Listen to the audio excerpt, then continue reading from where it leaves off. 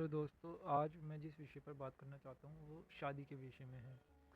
अक्सर हम लोग देखते हैं कि शादी अरेंज मैरिज होती है जिसमें घर वाले अरेंज कराते हैं लड़के लड़की के रिश्ते को, और एक लव मैरिज होती है और एक लव एंड अरेंज दोनों तरह की होती है जिसमें लड़का लड़की एक दूसरे को प्यार करते हैं, पसंद करते हैं और फिर घर वालों को बताते हैं।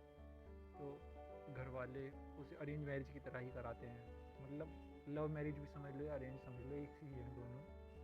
तो मैरिज क्या है, मतलब शादी क्या है, इसमें कितना कितना अंतर है दोनों शब्द में, मैरिज और शादी में। मतलब सिर्फ भाषा का ही शब्द नहीं का वो नहीं अंतर, और भी काफ़ी अंतर है। तो इस विषय को समझने का आज हम लोग प्रयास करेंगे। तो वीडियो को शुरू से लेकर लास्ट तक देखना और चैनल को सब्सक्राइब कर देना। आखिर क्या होता है कि आपका मन करता है किसी के प्रति कि समर्पित होने का, शादी करने का, उससे शादी करने की कमिटमेंट देना भी प्यार में एक बहुत बड़ी बात है। हर कोई ये कमिटमेंट दे नहीं पाता। क्या होता है कि जब आप किसी को कमिटमेंट करते हैं कि हाँ मैं तुमसे शादी करना चाहता हूँ या करना चाहती हूँ, जब आप किसी से शादी करने के विषय में अंदर से सोचते हैं और उसको पूर्ण रूप से समर्पित हो जाते हैं प्यार में, या फिर सोचते हैं कि हाँ मैं इसे अपना जीवन साथी बनाऊंगा या बनाऊंगी, आपका ये सोच लेना मात्र ही और आत्मा से समर्पित हो जाना, आत्मा से एक दूसरे को समर्पित हो जाना कि अब से मैं तेरा हूँ या अब से मैं तेरी हूँ, ये कह देना ही विवाह है। यहाँ से ही समझो विवाह हो गया।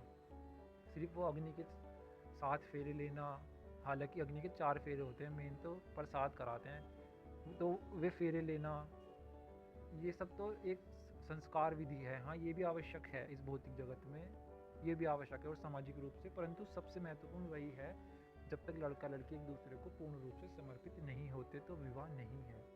यदि एक लड़का लड़की एक दूसरे को अंतरात्मा से समर्पित हो गए हैं, लेकिन उनकी शादी किसी और लड़के से किसी और लड़की से हो जाती है, तो इसका तात्पर्य यह हुआ कि आध्यात्मिक रूप से जो विवाह हुआ था, आध्यात्मिक विवाह यही है। अंतरात्मा से जिसको अपना पति मान लिया एक बार, ये जिसको पत्नी मान लिया तो मान लिया, अब वही है जीवन साथी। अर्धांगिनी, जैसे शिव होते हैं और शक्ति होते हैं, दोनों आधा आधी उनकी शक्ति होती है, अर्धनारीश्वर रूप है, उस तरह से अब आधी आधी शक्ति मैच हो गई। और वो जब तक मैच हुई रहेगी आदि शक्ति, जब तक वे दोनों बिल्कुल अंतरात्मा से एक दूसरे को अलग ना कर दें। संकल्प लेके कि आज से तुम्हारा मेरा कुछ नहीं है, बिल्कुल संकल्प लेके अंतरात्मा से मन के रिश्ते तोड़ दें। हालांकि तोड़ पाना बहुत कठिन है, मेरा अपना एक्सपीरियंस है, ये तोड़ पाना कठिन है, लेकिन नामुमकिन नहीं है, हो सकता है। हाँ, दूसरी चीज़ ये जब हो सकता है, अगर मान लो आप किसी लड़की को या किसी लड़के को प्यार करते थे और उसकी शादी कहीं और हो गई। अब आपकी लाइफ में कोई अलग लड़की या लड़का आ गया जो आपको सच्चा प्यार करता है, अब आपने कहा कि हाँ मैं तुझे समर्पित हूँ, अब आपने उसको भूल गए हो, तो ये जो नया रिश्ता बना है ये आपकी उस पेन को हील कर देगा, अब आप इस परेशानी से निकल सकते हैं। ऐसी कंडीशन में भी अब आपका रिश्ता अंतरात्मा का, आपकी अर्धांगिनी अब वह बन गई है जिसको अब आपने दोबारा से कमिटमेंट करी है, ना कि पहले वाली रही। अब पहले वाली की एनर्जी सिंगल हो गई, अब वो जब किसी को करेगी कमिटमेंट तब वो उसकी अर्धांगिनी बनेगी। कमिटमेंट कर देने से, अंतरात्मा से स्वीकार कर लेने से ही समझिए विवाह हो गया है। ऐसा मेरा मानना है। समाज मानते हो या नहीं मानते हो, या किसी शास्त्र में लिखा हो या ना लिखा हो, मुझे पता नहीं, मेरा अपना एक्सपीरियंस है। मैं अपने एक्सपीरियंस को मानता हूँ और शास्त्रों में लिखा है और मेरे एक्सपीरियंस पे खड़ा हुआ है, तब तो वह बिल्कुल तटस्थ है, सत्य है वो। मैंने अनुभव किया है और वह शास्त्रों में भी लिखा है, वो तो फिर सत्य है, उसमें कोई ये नहीं कि ये असत्य है, ये नहीं है। और यह शास्त्रों में भी है, अंतरात्मा से स्वीकार करना होता है। जैसे राधा रानी जी और श्री कृष्ण जी ने अंतरात्मा से एक दूसरे को पति पत्नी माना था, तो वह पति पत्नी है और आज संसार उनको उसी रूप में देखता है। ठीक उसी प्रकार से अब इसमें कुछ लोग कहेंगे वो भगवान थे, वो भगवान थे। सबसे पहले तो आप ये कहना छोड़ दो कि वो भगवान थे, हम साधारण मनुष्य हैं, वो अलग थे, हमें नहीं करना, हम उनसे लगे। यहीं पर आप सबसे बड़ी गलती कर देते हो। अगर भगवान को, सबसे पहली बात तो धरती पर अवतार लेना ही क्यों पड़ता है? भगवान को धरती पर अवतार इसलिए ही लेना होता है ताकि वो आपको हमारे सामान्य जीवन से बता सके कि देखो आप सामान्य जीवन से जी सकते हो और सामान्य जीवन में क्या क्या समस्याएं आपको देखनी होती हैं। अन्यथा भगवान श्री कृष्ण जी को माता राधा जी से अलग क्यों होना पड़ता?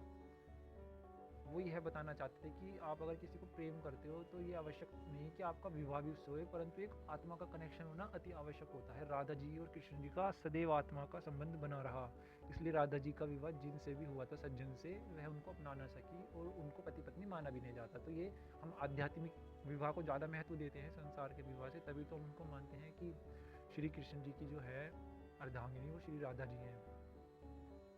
यही होता है।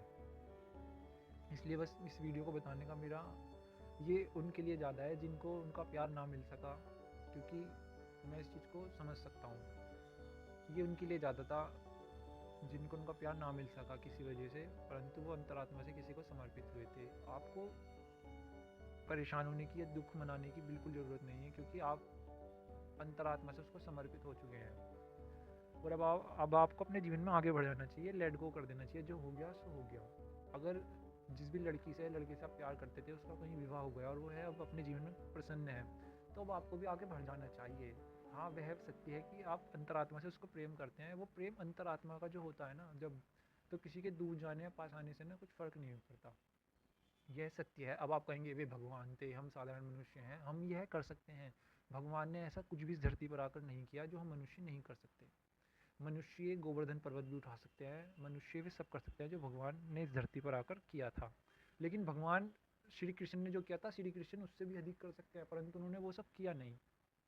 जैसे भगवान श्री कृष्ण चाहते तो पूरी महाभारत अकेले ही समाप्त कर देते, परंतु किया नहीं, क्योंकि उनको एक कथा रचनी थी, एक संसार को मैसेज देना था।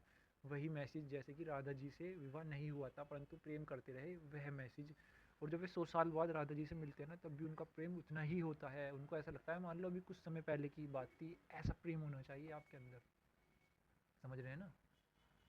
तो इस वीडियो को बनाने का मेन मोटिव यही था कि जो भी दिल टूटे आशिक हैं या लड़कियां हैं दिल टूटी, वो इसको समझ सके।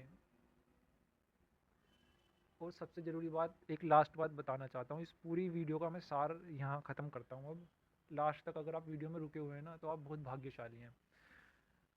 हाँ, मैं मानता हूँ कुछ लोग कहेंगे यार ये क्या फालतू की वीडियो है, इसमें कोई एंटरटेनमेंट नहीं है। यार मैं एंटरटेनमेंट करने नहीं बैठा, मैं आपको सही मार्गदर्शन देने के लिए बैठा हूँ। जिनको इस वीडियो की वास्तविकता में आवश्यकता होगी उनके लिए तो वीडियो अमृत है।